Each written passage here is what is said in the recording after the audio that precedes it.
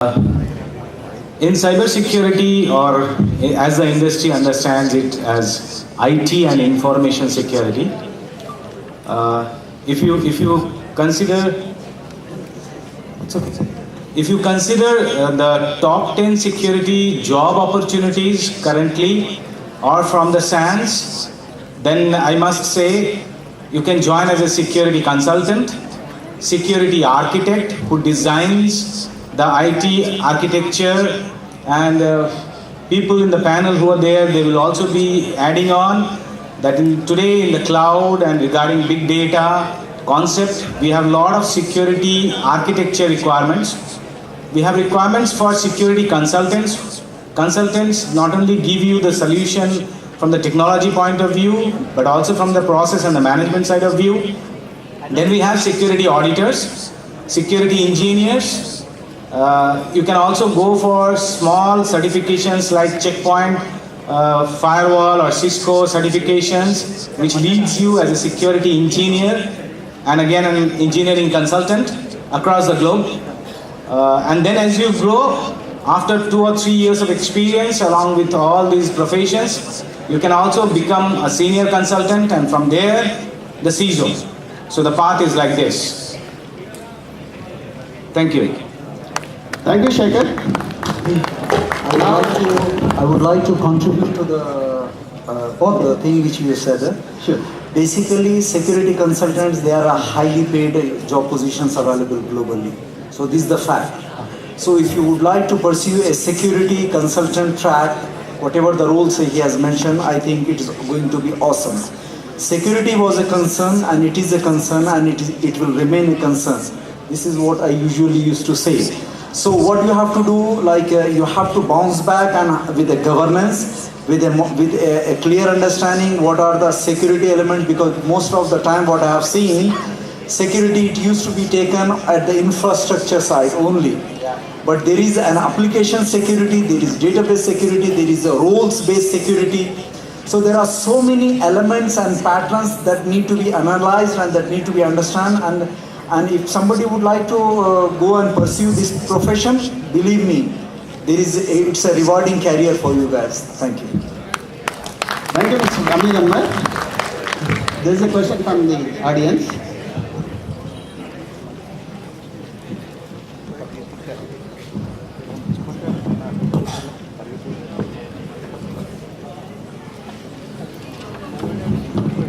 Hi, my name is Satish.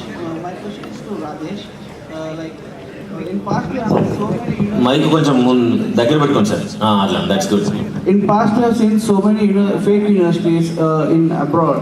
Like how do we identify if that university is genuine or not? Because so many students who actually got enrolled in those universities, and after some time they said that that university is not valid, certificate is not valid. So what happened? They were my friends in those universities, so they didn't have any opportunity at that time. So what they did is they enrolled in some other universities. Like 1 year for them was wasted. So if you can provide some inputs on this. Is it clear?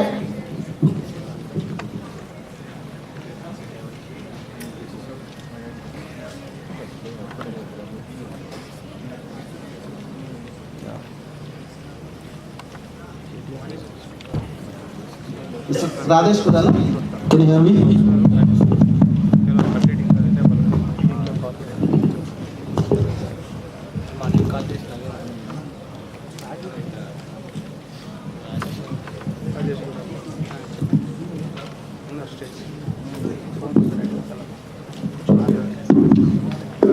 Hello జై తెలంగాణ ఉన్నారా? జై Telangana brothers, జై Telangana sisters. ఇట్లా జై తెలంగాణ కూడా ఇంత చిన్న చెప్తే ఇట్లా గట్టి చెప్పండి, జై Telangana. That was wonderful question, my dear. That was the reason I was very specific. We got to talk to the university professors, before choosing out any college. We understand the universities you are talking about, Silicon Valley. There are a couple of more universities where they got stuck after issuing so many visas from the same university without having any background check. You know, UICI has actually put a lot of background investigations these days to eradicate those colleges. The basic victim, I would say, in the whole scenario is the consultancies which are promoting those universities from India. If you blindly go to them, they will, what they offer you is the best ever commission they get from a university. So we have to do our homework before applying for any university. We got to talk to alumni students who hail from Hyderabad or who hail from our place. We got to talk to the professors, understand their capacity. We got to visit their LinkedIn profile, Facebook profile, what's their attitude, what's their character, what's their teach actually. So in this latest world, we got to do our homework before applying for university. That's the best solution. Otherwise, it's going to be the same scenario as Dubai. ఏజెన్సీలు నుంచి పట్టుకపోతాయి, ఆడికి పోయిన తర్వాత ముంబై తీసుకపోతే తెలియదు, Dubai తీసుకపోతే తెలియదు. So we have to be very keen because too many aspirants from India right now. Trust me, too many aspirants. The percentage of interest gone up to 15 to 20% compared to the last semester. So every semester this is going up and up. So ఎప్పుడైతే demand too much వస్తుందో ఈ consultancies కూడా ఏం చేస్తాయి, వాళ్ళు ఇష్టం వచ్చిన దాన్ని రిఫర్ చేస్తారు. మీకు కావాల్సింది ఆడ వీసా కావాలి, ఆడి ఓడు కావాలి, ఏ కాలేజ్ చదువుతున్నాం, ఎందుకు చదువుతున్నాం అనేది కొంచెం ఆలోచించుకుంటే 4 ఏళ్ళు ఎట్లాగా పర్వాలేదు, మనకు ఏడబడతారు. అది అట్లీస్ట్ మాస్టర్ చేసేటప్పుడన్నా కొంచెం ఆలోచించుకొని ఏం చదవాలనే క్లారిటీ ఉంటే మాత్రం పర్ఫెక్ట్గా మనం మంచి యూనివర్సిటీలో పడతాం. Thank you, Rajesh.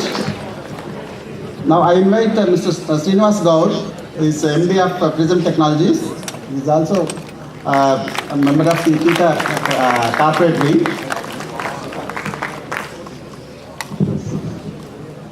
Now I want Mr. Ahmed Amir to explain the scope in the big data. Like there are several things, and every day it's become a big buzzword. The social media and the mission data, all these things. And then please tell us what are the opportunities available for the students. I think during my session, most of the people, I think they were attended. So before I talk on the big data, I would like to comment something. Last couple of years before, I as a student for something, I was trying to explore and for the DBA program. And what I have seen, like when I was trying to enroll myself for some US and UK based universities, and they are like affiliated, so there are names. So there is one university and it has some affiliation, and that so when I went to that affiliation, actually that itself was a fraud. So you need to be little careful. It's not just about the US based or UK based or whatever. So even affiliation also you need to validate, because they are affiliating to their other fake university. So this is the point I would like to mention, because it's a tricky thing, and especially the students can be easily cheated with this. So this is what I would like to say. So big data and emerging technologies, it's an emerging trend, and if somebody would like to explore, yes, Hadoop, and there are like Hive, and there is a REST protocol, which if you are a developer would like to pursue this one. So I think this will give you a platform to really survive. But what I was saying today in some of the slides, if you remember, from the architectural side, on the business functional layers which I have explained. So big data, again, it has the 4 functional layers. So you would like to focus on the storage side, you would like to focus on the machine learning or the algorithm side, or you would like to become a service-oriented architect, where you would like to design applications in a way where big data analytics can be used. This is what you need to understand with the clarity. However, my presentation will be available, and if somebody has any specific question, so you can pose that one. So I think you might have noted already. So email is info@skycomputing.info, which should be easy for you guys. And of course, there are other universities. There is like a big data university, and there are a lot of other universal institutions which they are providing a kind of certification which you can go for. But the most important thing that you should understand from the holistic perspective. So you as an architect, you you should follow the service-oriented architecture principles, where you see how you can design. When you're designing your design, it is not only covering the infrastructure elements, not only you are covering the business patterns, not only covering the strategy or the protocols or the transformation technological tools which are coming in. So all those elements you need to really consider while you are designing a solution. And for the career to practice as a profession, you need to go for some kind of certifications. This is what I can tell in general. Unless I have a specific question, I should be able to answer. Okay, any questions on big data please from the audience? Fine, we have Mr. Srinivas Gaur. He is from the multimedia and animation field. If you have any questions on the, multimedia, you can also ask questions. We have Mr. Srikanth Reddy. He is from the healthcare field. He is available for questions on healthcare. Also, we have Dr. Kamesh Prasad, related to the academics or your academic side. If you have any questions, you can ask. Good evening, friends. This is Srikanth from Eton Healthcare Solutions. As you know, healthcare is going to be the future. Right now it's $1,600 billion US dollars. That is a business, every year worldwide they do. So, this is something, a very good future, you can think on. Guys, some of you are not listening at the back. See, we are doing this for you. If you can, please sit down and pay attention. Okay, so we are doing this for you, remember that, that is important. So if somebody wants to get into a healthcare domain, this is very good opportunity. This is a recession proof. So no matter, everything in the world can go down, but not the healthcare. Because, we need always the doctors, right? So this is a very good future, if you can think on. And, I don't see, excuse me at the back. I don't see any interaction, you can ask any questions even in Telugu or English. So please come up and ask some questions. We would be glad to answer. We are all here just for you. Any questions? Yeah, healthcare is, so long as humanity is there, healthcare will be there. So there will be no problem for the healthcare content and the subject. So opportunities will be there all through, unlike the financial applications. Okay, to add on to this healthcare domain again, HIPAA is a regulatory act and a security requirement for all healthcare industries. And that is again a domain which is very interesting. So you get both the flavors. You can help the healthcare industry and you also be a regulatory officer by learning the HIPAA certification or HIPAA compliance requirements. And that is really required today because as he said, the healthcare industry is growing and there are a lot of data which needs the security today from the healthcare industry. Thanks. Yes, let me just add for 30 seconds on the healthcare again. Again, since you said HIPAA, it is one of the standard one has to follow. There is a DICOM compliance, there is HL7, which is also one of the standard where IT guys can become expert, and when you are designing a solution where you want to integrate the healthcare PAT system. So this is what the standards you need to really take into consideration. Thank you. Thank you, Mr. Ahmed. What's the question? Please. Very good, wonderful, excellent. Good evening, everyone. I'm Samhita from JNTU Auditorium. My question is related to the academics. Whatever we are studying at the present, this 4-year course is mostly not related to the industry which is actually happening. So, what is the need for studying when there is actually no need in the industry?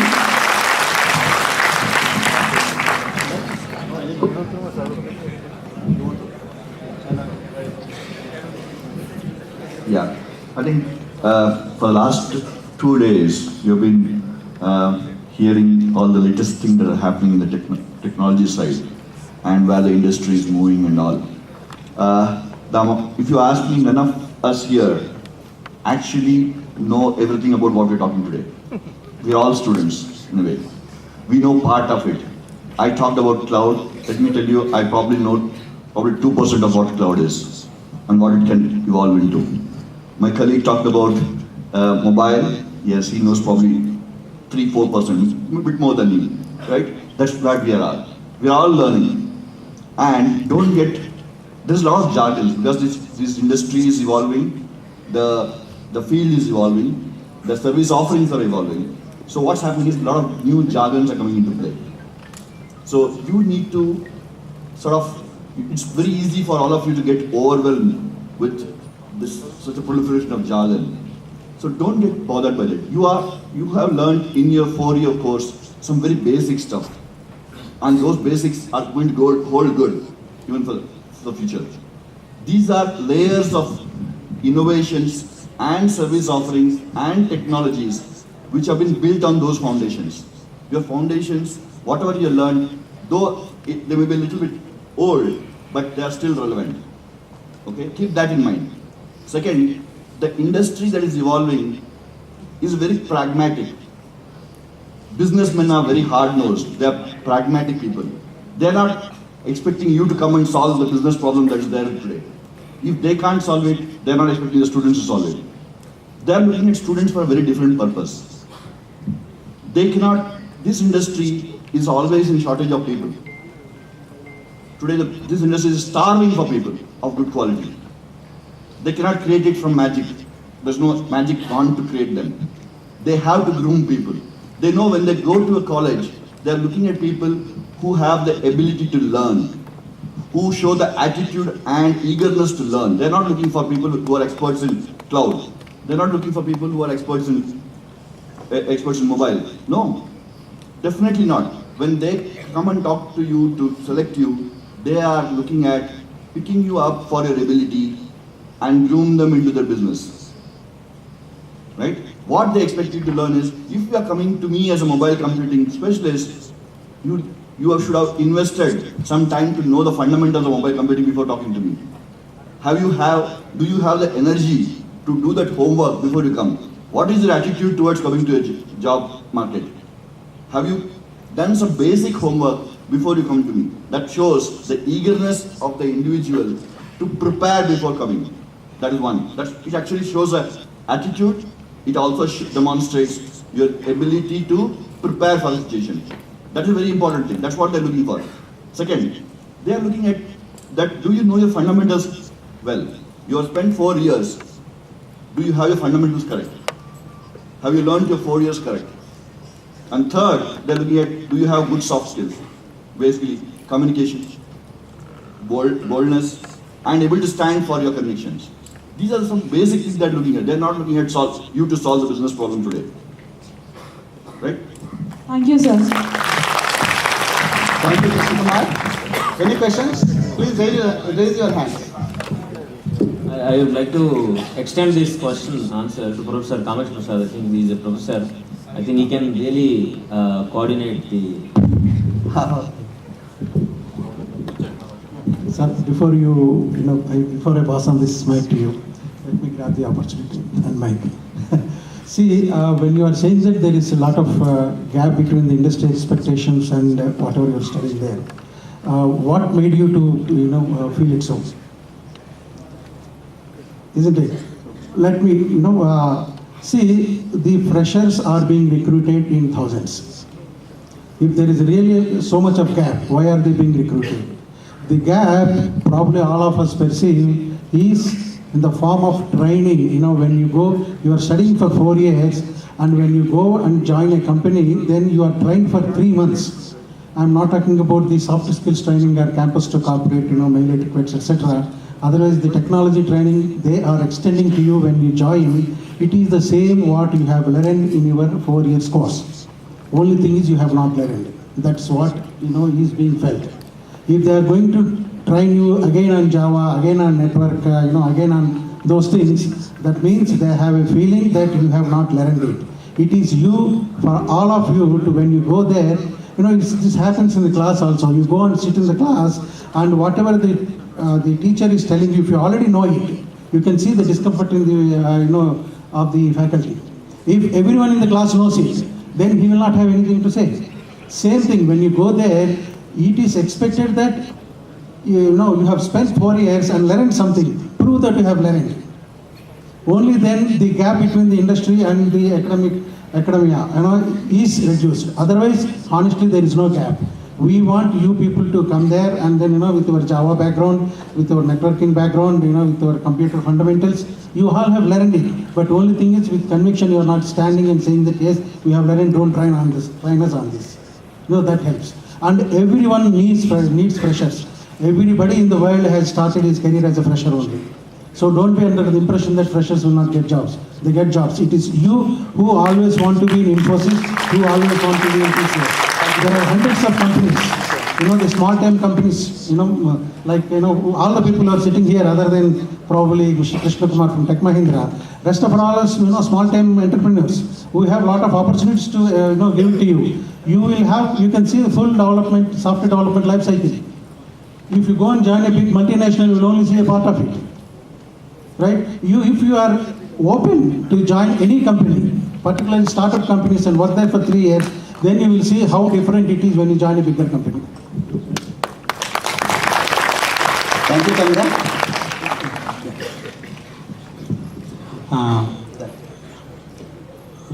Actually, as one of the students from our one of the constant colleges has mentioned,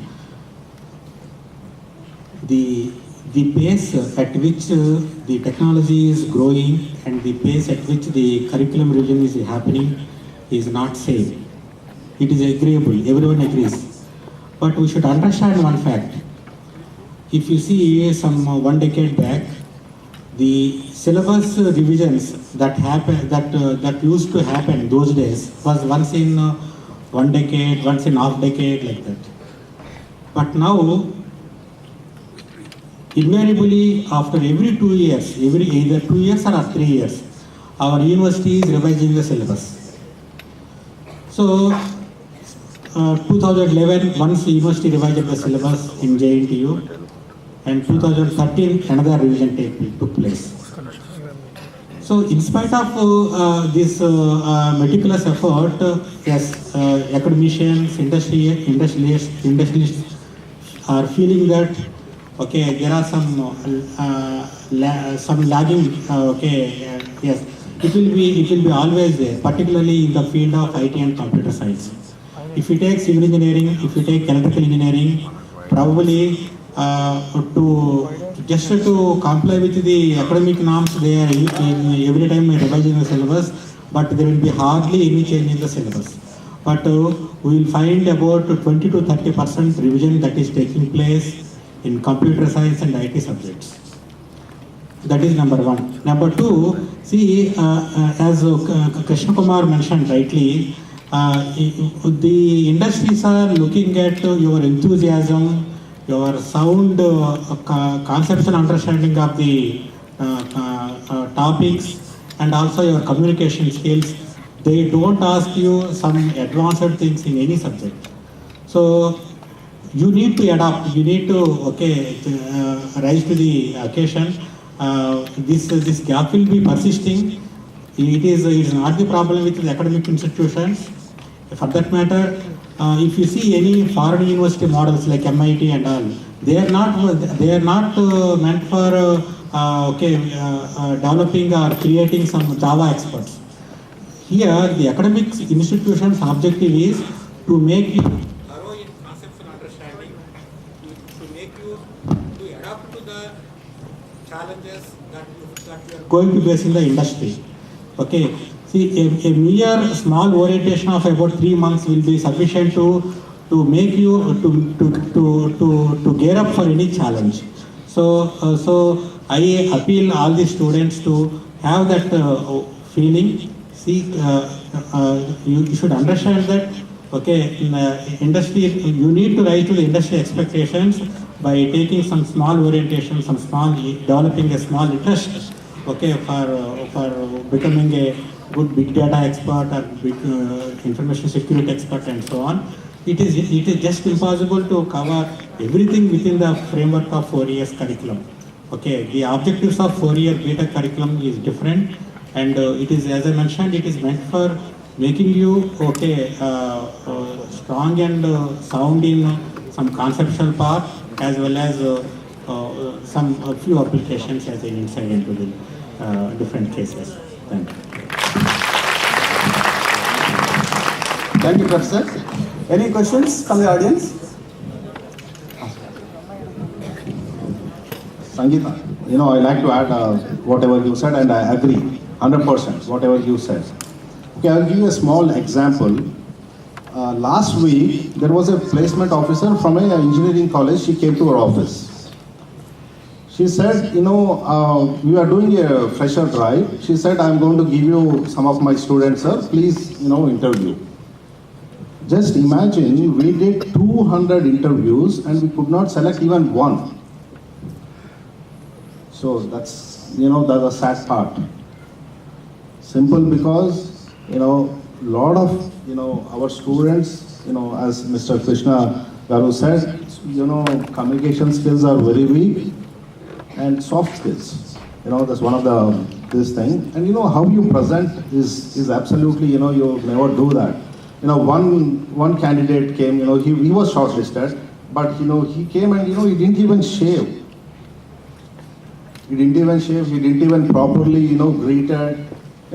His presentable skills were bad. So please, this is very important whether you are in India or whether you are in US. You have to be, very presentable, neatly dressed, very confident. Somebody who's interviewing, they don't expect, you to be genius. Basically you are all freshers. Basic presentable skills, basic communication skills. I've seen a lot of our friends, they can't even speak one sentence of proper English. And, we usually give forms to fill up, and I see, there are a lot of mistakes in whatever they're filling the forms. So please, start learning, take English is very important. Remember that to be successful in life. Apart from whatever you're doing, your engineering classes and all those things, you need to attend, special courses in English. You should be able to write and speak, just normal. We don't want any excellent, but, normal. Okay, guys. Thank you, Srikanth. I hope students have noted the points what Srikanth has told. Right, I have a question to Srikanth sir on behalf of my fellow Telanganates. పిల్లలందరూ మీ గురించి అడుగుతున్న ప్రశ్న, health care గురించి అంటే ఎవరు ఫీల్డ్లో వారు ప్రావీణ్యం ఉంటుంది కాబట్టి అసలు హెల్త్ కేర్లో మనకున్న పర్సెప్షన్ ఏంటి? ఆ ఎం ఫార్మా చేసిన వాళ్ళు, బీ ఫార్మా చేసిన వాళ్ళు, ఆ బీటెక్ కెమికల్ చేసిన వాళ్ళు వాళ్ళకు ఉంటాయి కావచ్చు అనుకుంటున్నాను జాబ్లు, అవునా? మనం అర్థం చేసుకోవాలి అసలు ఈ హెల్త్ కేర్లో మనం ఏం చేస్తాం. ఇదేమో అవేర్నెస్ ఇన్ ఐటీ అన్నారు, హెల్త్ కేర్లో మా పిల్లలు దొరుకుతలేదు మన సార్ అంటాడు. మనకు అసలు అవగాహన ఉందా మనం అప్లై చేసుకోవాల్సి? సో క్వశ్చన్ ఈజీ సార్, వీళ్ళకు హెల్త్ కేర్లోకి ఎంటర్ కావాలంటే ఏమన్నా ఉందా? అంటే బేసికల్గా ఫ్రెషర్గా ఈ కమ్యూనికేషన్స్ ప్రొవైడెడ్, దాంతోపాటు ఈ మెకానికల్ అప్లై చేసుకోవచ్చు. ఇప్పుడు IT అందనుకోండి, myself is a mechanical engineer. I'm proud to say that. But unfortunately, I'm doing a IT staffing job. I have a couple of companies. One is into mobile application, one into staffing, which is no way connected. So what I'm trying to see is my education helped me to improve my analytical skills and do my job in better way. It doesn't matter whether I'm an IT or a non-IT. So what I'm trying to ask you is, please let them know for a chemical industry or pharma industry, how these guys can mold themselves to get into that healthcare industry. Yeah, thanks, Rajesh. Healthcare is very interesting subject. Basically, IT, how does come into picture in healthcare? Let's talk about the simple thing. You see hospitals everywhere, right? So, how do hospital run? It can run on software. What does this software do for the hospital? We are talking about three things. One, patient care. It improves the patient care. And the other thing is, for the management, it runs better. And the other thing is, historical data you're talking about, like EHR, EMR, electronic medical recorder, electronic health recorder, same. See, a patient goes to a hospital, and if that doctor doesn't have proper, historical data about patient, he can give you a wrong diagnosis or wrong medication where, I've seen one of my cousin's grandfather died because of penicillin. But if there is penicillin he was allergic to penicillin. So if it's on historical data, penicillin is allergic to him, then doctor would not have, written that thing for him. So these are the three things. Basically, you have, what we do is that software development for hospitals, diagnostic centers, labs. And it can also help in, like ready labs. They might have, for their pharma. So all these things, there's a lot of, into it that, we can discuss forever. But what we are looking is that, basic skills. Basic skills like, as Krishna Garu said, don't listen to all those big jargons and all those things. The basic, as an IT guy, basic things, what you need? You need a DBMS, RDBMS knowledge, SQL, PL SQL knowledge, and this OOPS concepts if you have, that's good enough. You will be successful anywhere. You can do SAP, you can do anything. See, I come from an industrial chemistry background. I've been a police officer, but I went into IT because I only learned Oracle. I was good in SQL, PL SQL. Then you can learn anything. And IT is very easy. If you have basics, remember that. Basics, wherever you go to security, wherever you do big data, data analytics, healthcare, whatever you do, you always have to do programming or you do testing or you do networking. These are all the things everywhere, right? Everywhere in any company in the world. How big it is or how small it is. So have these basics strong for you, then you will be successful in IT. Thank you, Srikanth. With the permission of Mr. Mohan Raidu, I want to ask a question to these people who are sitting on the stage. How many of you are BTech Computer Science graduates, other than Mr. Virender?